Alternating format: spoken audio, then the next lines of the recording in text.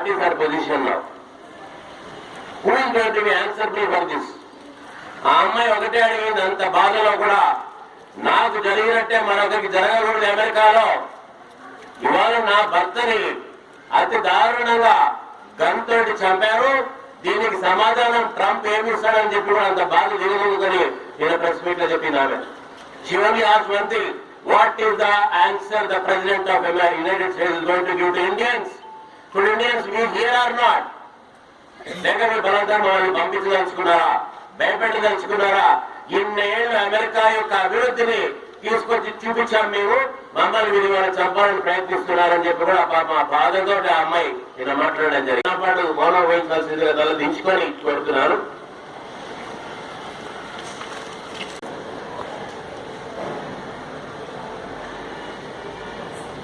You are respecting your own Indian, my dear friends.